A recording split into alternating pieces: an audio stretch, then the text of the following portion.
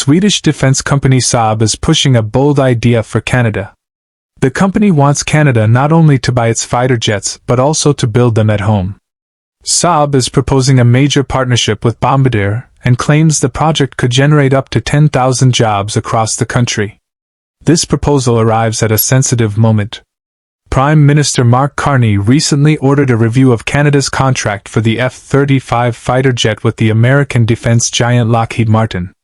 At the same time, the Swedish Air Force demonstrated how its Gripen fighter performs in one of the toughest environments on Earth. During NATO duty in Iceland, Swedish crews showed exactly how quickly they could prepare their Gripen fighter jets for takeoff. At first glance, Canada's next fighter aircraft seemed like a routine upgrade. The aging CF-18 fleet would simply pass the mission to a modern generation of jets built for future warfare. But as the decision moved forward, something unexpected began to surface. What looked like a simple military purchase slowly turned into a much bigger question, one about sovereignty, survival, and who truly controls the skies over the Arctic when tensions rise. As news signals emerged from Washington and alternative options gained attention in Ottawa, the debate shifted away from basic performance numbers. Instead, it started focusing on national power and independence. And that shift is sending a message not just to Canada, but also to the entire F-35 program. For years, replacing Canada's CF-18 fleet was treated as a basic administrative task rather than a major strategic moment. But the situation facing the Royal Canadian Air Force is far more complex than swapping old aircraft for new ones. Canada protects the second-largest national airspace in the world. That area covers nearly 10 million square kilometers, stretching deep into the Arctic. In many of those regions, infrastructure is limited and weather conditions can shut down even the most advanced aircraft without warning. Over the last decade, Russian long-range bomber activity near northern approaches has increased. At the same time, Arctic shipping routes are becoming more important as ice coverage continues to melt. When aircraft must travel thousands of miles between operating bases and temperatures fall far below freezing for long periods, the conversation changes. At that point, the issue is no longer just about advanced technology. It becomes about endurance, independence, and survival under extreme pressure. The Lockheed Martin F-35 Lightning II was selected to replace Canada's CF-18 fleet in a deal for 88 aircraft. The goal was to build a fighter force that could protect Canadian airspace for decades while working smoothly with allies through the North American Aerospace Defense Command and NATO. On paper, the aircraft delivers extraordinary capabilities. The F-35 combines powerful sensors, stealth design that reduces radar detection, and advanced systems that allow pilots to collect and share battlefield information like never before. Its software-driven architecture connects radar, infrared sensors, electronic warfare systems, and other data sources into one clear picture. This allows pilots to detect threats before the enemy even realizes they are being watched. The aircraft also provides powerful deep strike abilities and works closely with Allied forces during joint operations. But these strengths depend on a highly connected system. The F-35 relies on secure supply networks, frequent software updates managed through centralized systems, mission data libraries shared across multiple nations, and stable satellite communication. Without those elements, the aircraft cannot operate at its full potential. Originally, the program used the Autonomic Logistics Information System, later replaced by the Operational Data Integrated Network. These systems track maintenance needs, spare parts, and the readiness of every F-35 fleet around the world. This creates impressive coordination between Allied air forces. However, it also means the aircraft depends heavily on a global digital network that extends beyond national borders. In stable environments with secure infrastructure, this system becomes a powerful advantage. But in a high-intensity conflict where satellites, cyber networks, and air bases may be attacked early, those same connections could become vulnerabilities. Sweden's Saab JS-39 Gripen was created from a completely different military mindset. During the Cold War, Swedish defense planners assumed that major air bases would be among the first targets during any war. They also believed communication networks could collapse and outside reinforcements might not arrive quickly. Because of this, the Gripen was designed from the start to operate under extreme conditions. The aircraft can launch from short runways and even from sections of highways prepared as emergency bases. Small ground crews can refuel and rearm the jet using minimal equipment. This allows the aircraft to return to the air quickly, even in rough environments. The Gripen's maintenance system was designed for simplicity and speed. That means the aircraft can operate in places where traditional fighter jets would struggle without heavy infrastructure. The newest JS-39 Gripen E model includes advanced avionics, an AESA radar system, and modern electronic warfare capabilities. But it still keeps the original concept of dispersed operations. Saab also emphasizes the aircraft's lower operating costs. Estimates often place Gripen flight hour expenses well below those of many fifth-generation fighters. For a country like Canada, which must cover enormous distances with limited Arctic infrastructure, this flexibility carries serious strategic value. In the Arctic, extreme cold can damage hydraulic systems, weaken batteries, and slow down maintenance operations. Supply chains also become fragile when equipment must move through remote regions where transportation depends heavily on weather conditions. Even satellite coverage cannot always be guaranteed in a major conflict where space systems could become targets. Under these conditions, redundancy becomes essential. An aircraft capable of moving quickly, operating with smaller support teams, and continuing missions even when digital connections fail becomes extremely valuable. That philosophy fits naturally with a distributed defense strategy built around geography rather than theory. Because of this, the comparison between the F-35 and the Gripen goes far beyond technology. It becomes a debate between two different military doctrines. One approach concentrates power into a highly advanced aircraft built for strong coalition warfare and first strike advantage. The other spreads flexibility across a system designed to survive even when central coordination breaks down. Modern air forces increasingly recognize that both ideas may be necessary. But budgets, political commitments, and alliance pressures often force decision-makers to choose only one direction. Control over software and mission data is also part of the discussion. The F-35 program operates within a multinational system where upgrades, electronic warfare libraries, and integration schedules are standardized across all partner countries. This guarantees compatibility but limits independent changes. Operators cannot freely modify core software or integrate new weapons without going through an approval process. Saab's export model for the Gripen offers more national control. Customers can manage their own mission data files, adjust electronic warfare systems, and choose weapons integration more freely. For Canada, which balances strong cooperation with the United States while facing domestic pressure for greater independence, that difference matters. Financial factors add even more complexity. Over the past 3 years, the estimated cost of Canada's F-35 program has increased by roughly $8 billion. Rising expenses do not automatically cancel military capability. But they increase political pressure when defense spending competes with domestic priorities. Saab has responded with an attractive proposal. The company suggests building the Gripen in Canada and claims the program could create around 12,600 jobs tied to manufacturing and supply chains. That offer connects national defense with economic opportunity.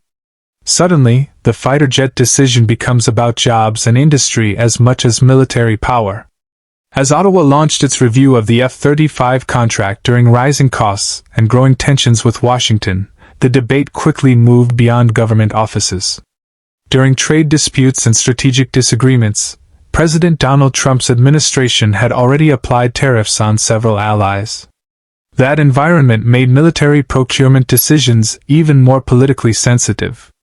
Prime Minister Mark Carney called for a reassessment to ensure the investment truly served Canada's long-term interests. He framed the move as responsible leadership rather than confrontation. Industry Minister Melanie Joly added that major defense spending should strengthen national sovereignty while also supporting domestic employment. Then Washington responded, and the tone became much sharper. The United States Ambassador to Canada, Pete Hoekstra, warned that reducing or canceling the purchase of 88 F-35 aircraft could affect the structure of NORAD. The North American Aerospace Defense Command was created during the Cold War as a joint system protecting North American airspace. It allows both countries to operate within each other's skies when identifying and intercepting threats. Hoekstra suggested that if Canada reduced its fighter fleet strength, capability gaps could appear. That could force the United States to increase operations over Canadian territory. Such changes might even require adjustments to long-standing defense agreements.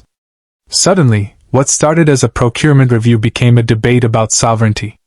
The idea that American fighter jets might patrol Canadian skies more often if Canada chose another aircraft raised serious political questions. Defense cooperation between the two countries remains strong and historically stable.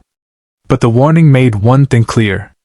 The choice of fighter aircraft directly affects command structures and continental defense planning. From Washington's perspective, interoperability remains critical. The F-35's greatest strength is how smoothly it connects with Allied forces. Real-time data sharing and common tactical systems make joint operations easier.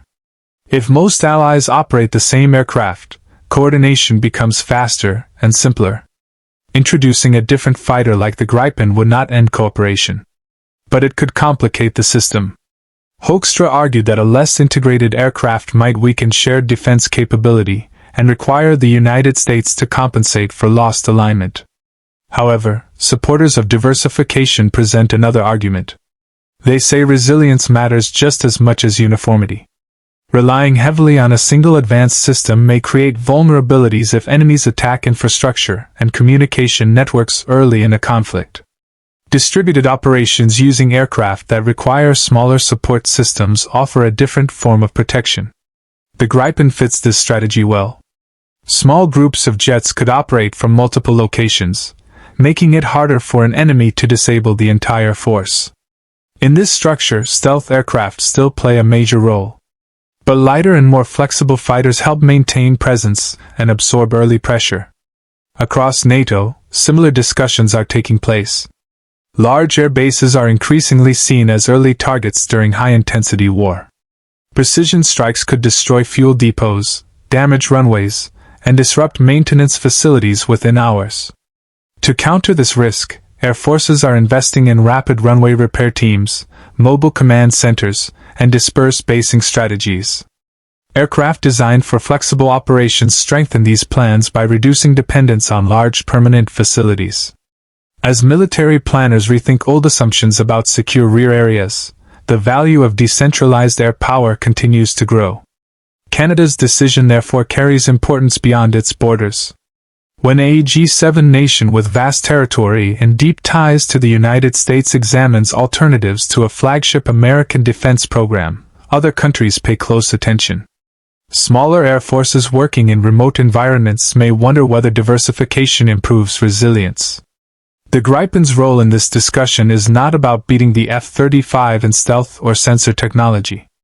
Instead, it focuses on endurance, independence, and the ability to continue operations when the battlefield becomes chaotic. The F-35 remains one of the most powerful fighter jets ever built. No serious defense expert denies its importance in modern coalition warfare. But surviving long conflicts requires more than advanced software and stealth design. It requires flexible basing options, strong logistical backup, and confidence that national operators remain in control during crisis. Balancing these factors makes Canada's decision extremely complicated. Even before the final choice is made, the signal has already been noticed. Fighter jet procurement no longer looks like a routine upgrade. It now represents a strategic statement about how a country intends to defend its territory and define its role among allies. The Gripen's presence in the debate highlights the growing importance of resilience. Supporters of the F-35 emphasize unmatched technology and integration. Supporters of diversification focus on independence and survivability.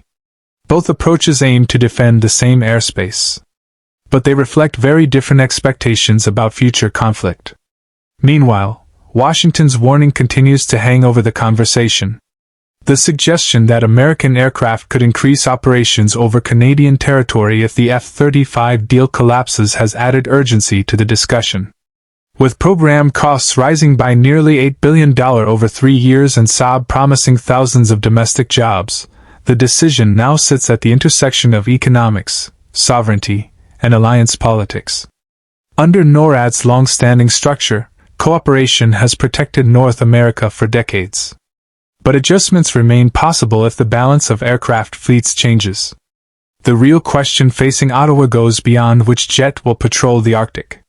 It touches on who holds the final influence when capability gaps appear, and how much control a nation is willing to share within an integrated defense system. By the time this debate ends, the message behind the F-39 Gripen may reach deeper than simple performance numbers. It speaks to Canada's ability to defend an enormous and unforgiving territory on its own terms. At the same time, it quietly challenges the F-35 model by asking whether systems built around heavy integration and complex infrastructure can remain reliable when runways are damaged, satellites are contested, and supply chains are stretched. For NATO allies watching closely, the conclusion is becoming harder to ignore. Resilience, dispersion, and operational flexibility are now standing beside stealth and sensor fusion as equal pillars of modern air power. What started as a fighter replacement project in Ottawa has grown into a much larger conversation. It now involves sovereignty, alliance structure, economic leverage, and national identity. Whatever path Canada ultimately chooses will influence NORAD planning rooms, defense industries, and Arctic patrol strategies for decades. Because when the basic assumptions behind continental defense begin to change, the entire structure built on them eventually changes as well. Now the question turns to you. Should Canada deepen its military integration with the United States by fully committing to the F-35, even if that means higher costs and tighter alignment? Or does a fighter like the Gripen offer a smarter option for Arctic operations where dispersed bases and national control could prove critical? Is interoperability more important than independence during a crisis? Or is a diversified fleet the safer path in a world where networks and infrastructure are prime targets? And if Washington is willing to reconsider NORAD's structure over a procurement decision, what does that reveal about the future balance of power inside long-standing alliances? Share your thoughts in the comments. If you found this breakdown useful, subscribe to the channel and turn on notifications so you don't miss future deep dives into military technology, global power shifts, and strategic decisions. Thanks for watching, and we'll see you in the next one.